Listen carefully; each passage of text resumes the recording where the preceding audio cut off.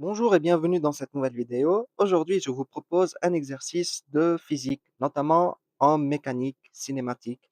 Et on va utiliser bien sûr des formes, donc les formules de trigonométrie.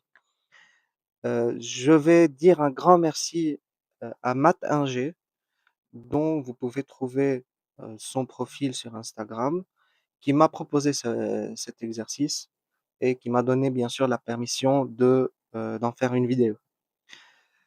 Voici toute l'énoncé, donc si vous voulez le faire tout seul, n'hésitez pas à mettre, celle-ci en pause, car je vais commencer par, la résolution maintenant. Donc lors du décollage pour ses vacances, le jet privé d'Elon Musk monte avec une inclinaison constante de θ égale 20 degrés par rapport à l'horizontale.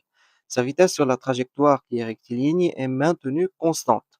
AV0 égale à 250 mètres par seconde, soit 900 km par heure. Donc il a fait directement la conversion, qui est une vitesse énorme. Donc on va voir vraiment ça représente quoi 900 km par heure. Donc la première question, il faut exprimer la vitesse verticale Vy en fonction de V0 et θ. Donc là, on va regarder, c'est en fait la trajectoire de l'avion. Donc comment on va faire? Ça, c'est le, ça, c'est le vecteur V0.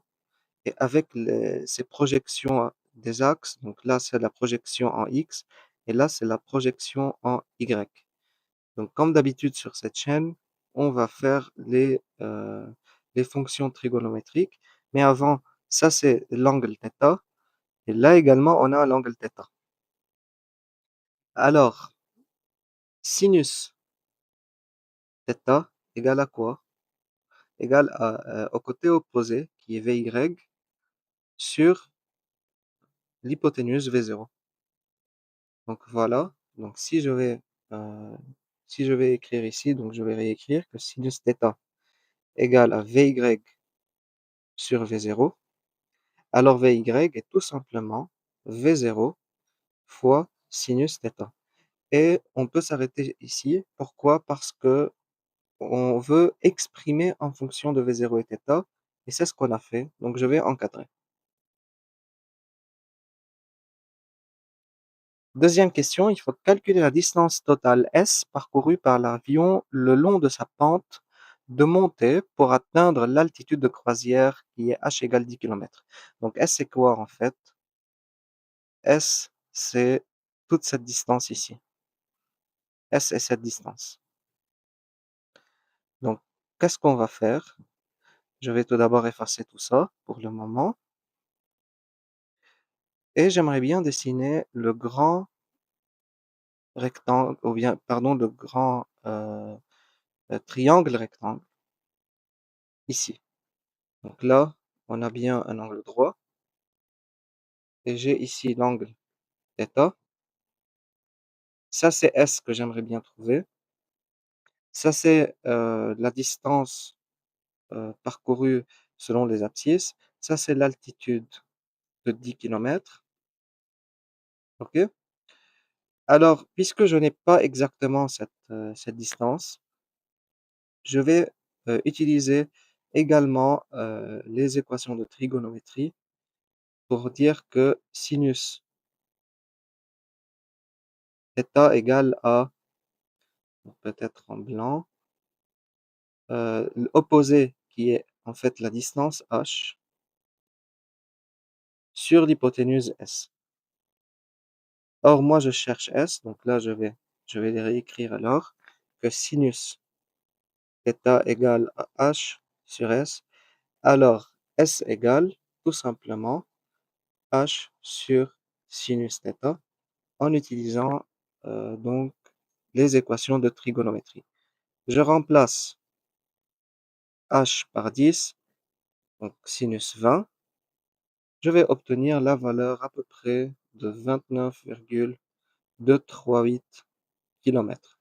Pourquoi kilomètres? Parce que là, l'unité de 10 est en kilomètres. Voilà, c'est tout simplement ça pour cette question. La dernière question, en déduire le temps t croisière nécessaire pour atteindre cette altitude. Donc en fait, qu'est-ce qu'il faut faire? Il faut utiliser les formules, du mouvement rectiligne uniforme. Donc c'est un mouvement rectiligne uniforme, alors la vitesse est égale à la distance divisée par oups, la distance divisée par la durée. Donc la durée. Et là, je suis en train de trouver la durée des croisières qui est égale à quoi? Donc à la vitesse, pardon, à la distance s divisé par la vitesse v0 qui est constante. S égale à combien? S égale à 29 à peu près, on a dit, virgule 238. V0 c'est combien? Ça, puisque ça c'est en kilomètres, on préfère utiliser donc la valeur de V0 en kilomètres par heure, donc 900 kilomètres par heure. Donc là, le temps va être alors affiché en heures. Donc 0,032 pardon, heures. Donc là, ça ne nous parle pas trop cette valeur. Qu'est-ce qu'on va faire alors? On va multiplier par 60 pour trouver en minutes et j'obtiens alors à peu près 1,9 minutes ou bien 1 minute plutôt 57 secondes.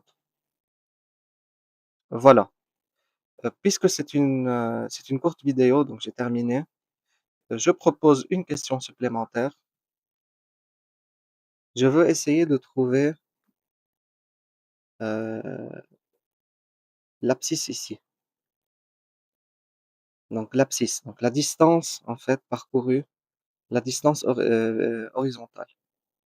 Donc en fait, c'est quoi? Je vais tout d'abord essayer de déterminer ici comment dire, l'équation de la trajectoire. Donc c'est une droite passant par l'origine, c'est une fonction linéaire. Elle est de la forme y égale ax. Et la pente ici a, donc elle doit être combien? Ce n'est autre que la pente de la tangente, ou bien plutôt la tangente ici de l'angle.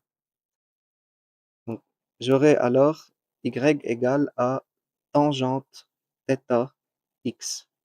Alors x est égal à combien? X égale tout simplement à y sur tangente θ. Y, donc si je veux trouver alors ici YH, donc ça va être H sur tangente de 20, donc c'est 10 sur tangente 20. Donc si je veux trouver la valeur exacte, qu'est-ce que ça va me donner? Ça va me donner tout simplement 27,47 km à peu près. Et voilà, c'était une question supplémentaire que j'ai trouvée intéressante et qui manipule les notions mathématiques basiques comme ça. Donc, je vous dis merci pour ceux qui sont restés jusqu'au bout. À demain pour une nouvelle vidéo et je vous dis au revoir.